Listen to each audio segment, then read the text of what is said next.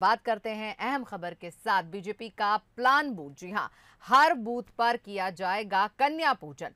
दशहरे पर हर घर में जो है झंडा लगाकर विजय दिवस मनाया जाएगा। 4 उपचुनाव जीतने के लिए तैयार किया जाएगा कैलेंडर। चुनाव प्रबंध समिति की बैठक में निर्णय लिया गया है, कन्या पूजन कर विजय का आशीर्वाद लेंगे कार्यकर्ता। और 9 अक्टूबर से होगा हर बूथ का कन्या पूजन।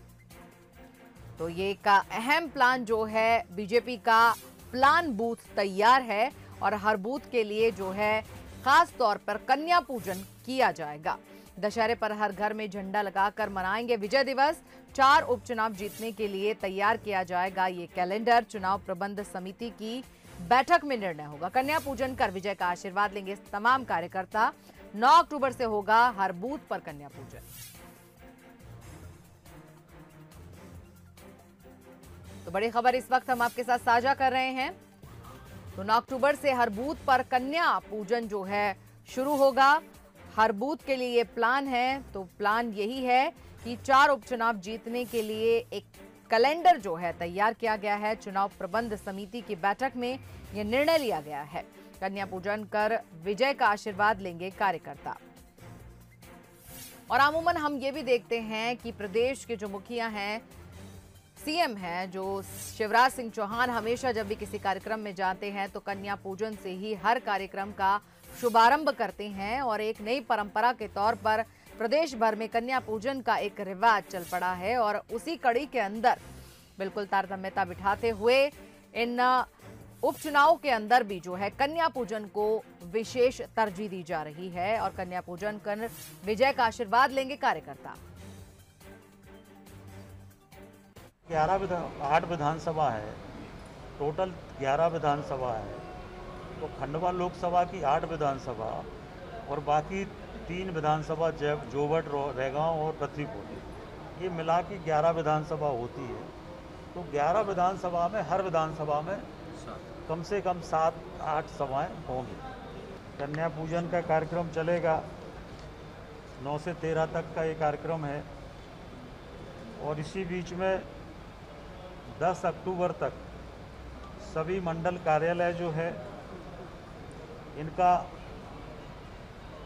शुभारंभ कई जगह हो गया है, अगर कहीं रह गया होगा तो 10 अक्टूबर तक ये हम लोगों को वहाँ लोगों को करना है। और 10 अक्टूबर से लेकर 14 अक्टूबर के बीच में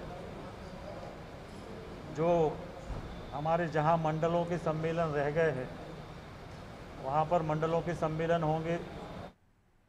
और इस पूरी खबर पर हमारे साथ हमारे विशेष संवाददाता मनोज सैनी जुड़ गए हैं, उनसे हम बात करेंगे। मनोज जी, जब हम नजर डालते हैं शिवराज चौहान के कार्यक्रमों पर, हमेशा हमने ये पाया है कि कन्या पूजन के साथ ही वो अपने हर कार्यक्रम की शुरुआत करते हैं। और प्रदेश भर में एक नया चलन जो है कन्या पूजन का उन्होंने चला दिया है, क्योंकि नवरात्रे भी चल रहे हैं और कहीं ना कहीं शुभ मुहूर्त और शुभ चीजों को लेकर बीजेपी हमेशा कंसर्न रहती है। तो क्या इसी के साथ कनेक्शन बिठाते हुए कन्या पूजन का सिलसिला शुरू करने जा रहे हैं इन उपचुनावों में? देखिए, बीजेपी बहाना भी ढूंढती है और मौके का लाभ भी लेना चाहती है। और अब तो मौका ही नवरात्र का है, दशहरा अभी आना है, लिहाजा चुनाव के बीच में, उपचुनाव के बीच में कोई भी कसर ऐसी नहीं छोड़ना चाहेगी बीजेपी जिसके कारण हर बूथ तक ना जुड़ जाए। इसलिए प्लान तैयार किया गया है हर बूथ तक पहुंचने का। हर बूथ में 9 तारीख से कन्या की पूजा होगी। जितने भी बूथ, 11 विधानसभा इसलिए कहा जाएगा क्योंकि 3 तो विधानसभा है जहां पर उपचुनाव होना है, लेकिन 8 ऐसी विधानसभा है जो खंडवा बुरहानपुर लोकसभा को जोड़ती है। तो कुल मिलाकर 11 विधानसभा के लिए एक बाकायदा कैलेंडर तैयार किया है भारतीय जनता पार्टी ने। प्लान यही है कि हर बूथ तक कन्याओं के माध्यम से, कन्या के पूजन के माध्यम से उस परिवार तक जुड़ जाए। दूसरी बात यह है कि दशहरे के दिन हर घर में एक झंडा लगाया जाएगा, खासकर इन 11 विधानसभाओं में। और उनके कार्यकर्ता, मंडल अध्यक्ष को जिम्मेदारी सौंपी गई है ताकि घर घर झंडा भी पहुंच जाए और उसके बहाने प्रचार भी हो जाए। तो बीजेपी ने बहुत ही अलग तरीके से अपना पूरा कैलेंडर तैयार किया है, क्योंकि दमोह के बाद बीजेपी समझ रही है कि हर बूथ पर जाना होगा, हर कार्यकर्ता को साधना होगा, और इसीलिए इसकी शुरुआत भी करने जा रही है और उस तक पहुँचने की तैयारी भी है। लेकिन बीडी शर्मा जी की बात करें, प्रदेश अध्यक्ष या शिवराज जी की बात करें, एक विधानसभा में 7 से 8 सभाएं करने की तैयारी है, जबकि कांग्रेस का ऐसा कोई प्लान नहीं है। तो बीजेपी आगे बढ़ चली है अपने कैलेंडर के साथ इस तैयारी में कि दमोह में जो चूक या जो गलती हो गई थी वो कहीं इन विधानसभा या एक लोकसभा में ना दोहराई जाए, इसलिए पूरा कैलेंडर तैयार किया गया शायद।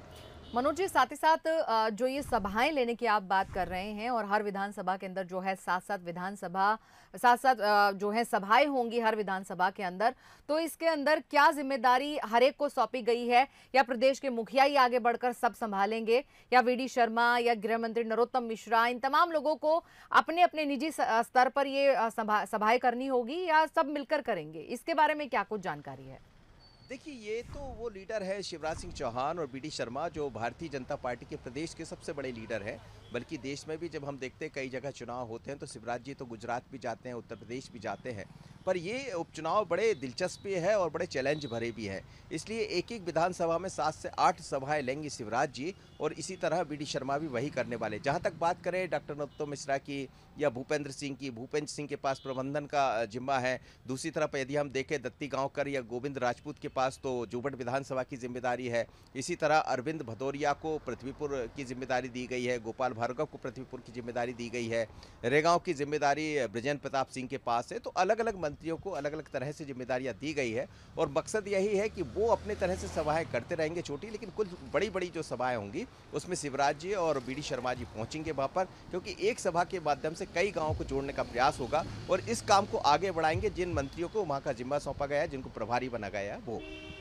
जी मनोज जी, आपका धन्यवाद हमें तमाम बातें बताने के लिए। तो आपको बता दें कि चुनाव प्रबंध समिति की बैठक जो है अब रोज होगी, और सीएम एक दिन में हर विधानसभा में कम से कम 7 सभा करेंगे।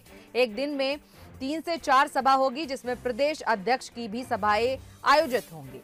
तो राज्य में केंद्र के नेता और राज्य के अन्य नेताओं के कार्यक्रम तय किए जा चुके हैं, कैलेंडर तैयार है।